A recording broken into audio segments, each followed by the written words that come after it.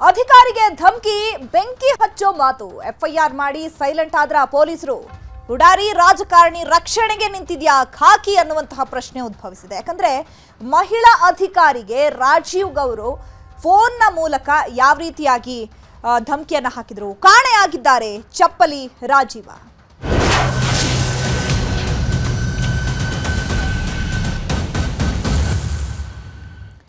ಪೌರಾಯುಕ್ತೆಗೆ ಧಮಕಿ ಹಾಕಿದ್ದ ರಾಜೀವನ ಕರಾಳ ಮುಖ. ಪೂಜೆ ಮಾಡುವ ಬ್ರಾಹ್ಮಣನ ಮೇಲೂ ನಡೆಸಿದಂತೆ ಹಲ್ಲೆ. 4 ವರ್ಷದಿಂದ ಮೌನವಾಗಿದ್ದ ಅರ್ಚಕ ಈಗ ತಮ್ಮ ಆಕ್ರೋಶವನ್ನ ವ್ಯಕ್ತಪಡಿಸ್ತಾ ಇದ್ದಾರೆ. ಯಾಕಂದ್ರೆ ಈಗಾಗಲೇ ಪೌರಾಯುಕ್ತೆಗೆ ಫೋನಿನ ಮುಖಾಂತರ ಧಮಕಿ ಹಾಕಿದ್ದಾಯ್ತು, ಈಗ ಅಬ್ಸ್ಕಾಂಡಿಂಗ್ ಆಗಿದ್ದಾರೆ. ಆ ಒಂದು ಧಮಕಿ ಹಾಕಿದಂತಹ ಸಂದರ್ಭದಲ್ಲಿ ಇದ್ದಂತಹ ಧೈರ್ಯ ಹಾಗಿದ್ರೆ ಈಗಿಲ್ವಾ? ಪೊಲೀಸರು ಕೂಡ ಮತ್ತೊಂದು ಕಡೆ ಎಫ್ಐಆರ್ ಅನ್ನ ಹಾಕಿ ಸೈಲೆಂಟ್ ಆಗ್ಬಿಟ್ರ? ನಾಮಕಾವಸ್ಥೆಗೆ ಏನಾದ್ರೂ ಎಫ್ಐಆರ್ ಅನ್ನ ಹಾಕಿದ್ರ? ಜೊತೆಗೆ ಈಗ ಪೂಜೆ ಮಾಡುವಂತಹ ಬ್ರಾಹ್ಮಣನ ಮೇಲೂ ಕೂಡ ಈತ ಹಲ್ಲೆಯನ್ನ ನಡೆಸಿದಂತೆ. 4 ವರ್ಷದಿಂದ ಮೌನವಾಗಿದ್ದಂತಹ ಅರ್ಚಕ ಈಗ ತಮ್ಮ ಆಕ್ರೋಶವನ್ನ ವ್ಯಕ್ತಪಡಿಸ್ತಾ ಇದ್ದಾರೆ. ರಾಜೀವ್ ಗೌಡನ ಕಚೇರಿ ಪೂಜೆಗೆ ಹೋಗ್ತಿದ್ದಂತಹ ಮಣಿಕಂಠ ಶರ್ಮಾ ಇವರು ಯಾವಾಗಲೂ ಕೂಡ ಅವರ ಕಚೇರಿಯಲ್ಲಿ ಪೂಜೆಯ ಸಂದರ್ಭದಲ್ಲಿ ಇವರೇ ನೇರವಾಗಿ ಹೋಗಿ ಮಣಿಕಂಠ ಶರ್ಮಾ ಪೂಜೆಯನ್ನ ಮಾಡ್ತಾ ಇದ್ರು. ಬ್ರಾಹ್ಮಣರಿಗೆ ಸೈಟ್ ಕೊಡ್ತೀನಿ ಅಂತ ಹೇಳಿ ಟೋಪಿ ಹಾಕಿದ್ನಂತೆ. ರಾಜೀವನ ಸೈಟ್ ದಂಧೆ ಬಗ್ಗೆ ಅರ್ಚಕನು ಹೇಳಿದ್ದಕ್ಕೆ ಹಲ್ಲೆಯನ್ನು ನಡೆಸಿದ್ದಾರೆ ಅಂತ ಹೇಳಿ ಮಣಿಕಂಠ ಶರ್ಮಾ ಈಗ ತಮ್ಮ ಅಳಲನ್ನು ತೋಡ್ಕೊಳ್ತಾ ಇದ್ದಾರೆ.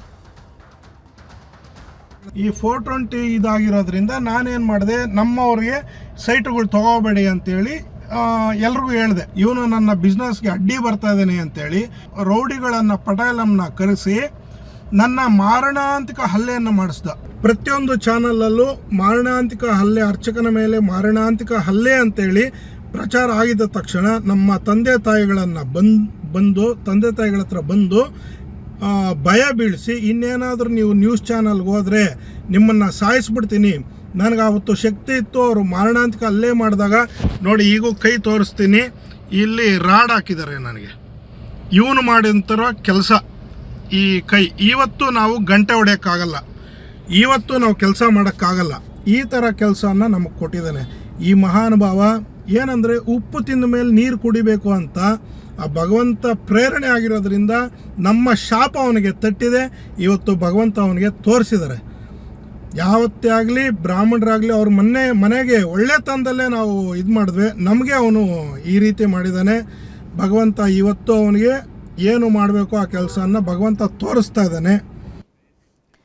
ಪೌರಾಯುಕ್ತೆ ಅಮೃತ ಗೌಡ ಧಮಕಿ ಪ್ರಕರಣಕ್ಕೆ ಸಂಬಂಧಪಟ್ಟಂತೆ ಮತ್ತೆ ರಾಜೀವ್ ಗೌಡ ಪರ ನಿಂತ ಸಚಿವ ಮುನಿಯಪ್ಪ ಇದು ಅಕಸ್ಮಾತ್ ಆಗಿ ನಡೆದಿದ್ದು, ತಪ್ಪಾಗಿದೆ ಅಂತ ಹೇಳಿ ಮತ್ತೆ ಬ್ಯಾಟ್ ಬೀಸಿದ್ದಾರೆ. ಹಾಗಿದ್ರೆ ಇವರು ಸಮರ್ಥನೆ ಮಾಡ್ಕೊಳ್ತಾ ಇದ್ದಾರ ಮುನಿಯಪ್ಪ ಅವರು? ಇದಾಗಿದ್ದಾಯ್ತು. ಒಬ್ಬ ಮಹಿಳೆಗೆ ನಿಂದನೆ ಮಾಡೋದು ಅಥವಾ ಅವಾಚ್ಯ ಶಬ್ದಗಳನ್ನ ಬಳಸಿ ಪದಗಳನ್ನ ಉಪಯೋಗ ಮಾಡಿ ಆಕೆಯನ್ನ ನಿಂದಿಸೋದು ಅಕಸ್ಮಾತ್ ಆಗಿರೋದ?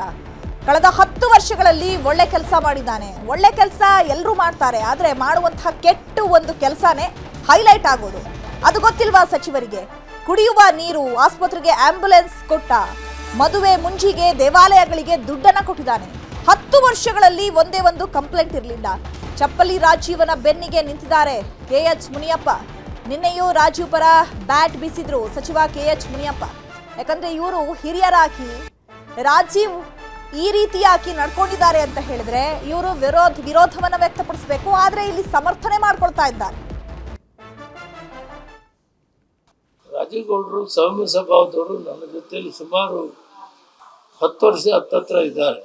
ಇಂಥ ಎಮೋಷನ್ ಆಗಬಾರ್ದಾಗಿ ಒಬ್ಬ ರಾಜಕೀಯ ವ್ಯಕ್ತಿ ಶಾಂತಿಯಿಂದ ಇರಬೇಕು.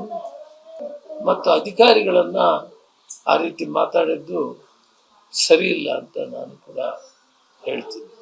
ಯಾಕಂದ್ರೆ ಅದರಲ್ಲಿ ರಾಜಕೀಯದಲ್ಲಿರೋರು ಬಹಳ ಸೌಮ್ಯ, ಸಮಾಧಾನ ಇರಬೇಕು. ಏನೇ ವ್ಯತ್ಯಾಸಗಳಿದ್ರು ಕೂಡ ಕುಂತು ಕೂಲಂಕುಷವಾಗಿ ಮಾತಾಡ. ಏನು ಅವ್ರ ವಾದ? ದಳದವ್ರದ್ದು ಹಿಂದೆ ಫಂಕ್ಷನ್ ಆದಾಗ ಎಲ್ಲ ಬ್ಯಾನರ್ಸು ಪೋಸ್ಟರ್ಸು ಹಾಕಿತ್ತು, ಅದನ್ನ ಮುನ್ಸಿಪಾಲ್ಟಿಯವರು ತೆಗಿಲಿಲ್ಲ, ನಮ್ಮದಾಗಿದ್ರೆ ತೆಗೆದುಬಿಟ್ರು ಅನ್ನೋದು ವಾದ. ಆ ವಾದ ಇದ್ರೂ ಕೂಡ ನೇರವಾಗಿ ಮಾತಾಡೋದಕ್ಕೆ ಪರಿಹಾರ ಕಂಡುಹಿಡಿಬೇಕಿದ್ರೆ ಈ ರೀತಿ ಅವಹೇಳನವಾದಂಥ ಮಾತುಗಳನ್ನು ಯಾರಿಗೂ ಮಾತಾಡಬಾರ್ದು. ಅದು ಅನಾಗರಿಕತೆ ಆಗುತ್ತೆ. ಸುಸಂಸ್ಕೃತರಾದವರು ಈ ಭಾಷೆಯನ್ನು ಬಳಸಬಾರ್ದು. ಅವರಿಗೆ ನನಗೆ ಸಿಕ್ಕಲಿಲ್ಲ, ಬುದ್ಧಿ ಹೇಳ್ತೀನಿ, ಅದು ಯಾವತ್ತೂ ಆಗಬಾರ್ದು. ಈಗಾಗಲೇ ಕ್ಷಮೆ ಕೇಳಿದ್ದಾರೆ. ಇದನ್ನು ಯಾವತ್ತೂ ಯಾವ ಕಾಲದಲ್ಲಿ ಮಾತಾಡಬಾರ್ದು. ಒಬ್ಬ ಜನಪ್ರತಿನಿಧಿ ಆಗುವಂಥ ವ್ಯಕ್ತಿ ತನ್ನದೇ ಆದಂಥ ಗುಣ, ನಡತೆ, ನೀತಿಗಳನ್ನು ಬಳಸ್ಕೋಬೇಕಾಗುತ್ತೆ. ಆದ್ದರಿಂದ ನನಗೂ ಕೂಡ ಮನಸ್ಸಿಗೆ ಸ್ವಲ್ಪ ಖೇದ, ಸರಿಯಿಲ್ಲ, ಈ ರೀತಿ ಮಾತಾಡಬಾರ್ದು ಅಂತೇಳಿ. ಬೀಸಿಲ್ಲ, ಮಾಡಿದ ತಪ್ಪು ಅಂತ ಹೇಳಿದ್ದೀನಿ. ಬಟ್ 10 ವರ್ಷದಲ್ಲಿ ಅವ್ನು ಒಳ್ಳೆ ಕೆಲಸ ಮಾಡಿದ. ಕುಡಿಯೋ ನೀರಿಗೆ ಮಾಡಿದ, ಹಾಸ್ಪಿಟ್ಲಿಗೆ ಆಂಬುಲೆನ್ಸ್ಗಳು ಕೊಟ್ಟ, ಮದುವೆ ಮುಂಚಿಗೆ ಕೊಟ್ಟ, ದೇವಸ್ಥಾನಕ್ಕೆ ದುಡ್ಡು ಕೊಟ್ಟ, ಎಲ್ಲ ಮಾಡಿದ. 10 ವರ್ಷದಲ್ಲಿ ಒಂದೇ ಒಂದು ಕಂಪ್ಲೇಂಟ್ ಇಲ್ಲ. ಇದು ಅಕಸ್ಮಾತ್ ಹಿಂಗಾಗಿದ್ದು ತಪ್ಪಾಗಿದೆ. ಯಾರೇ ಆಗಲಿ ಅದು ತಪ್ಪಾಗಿದೆ.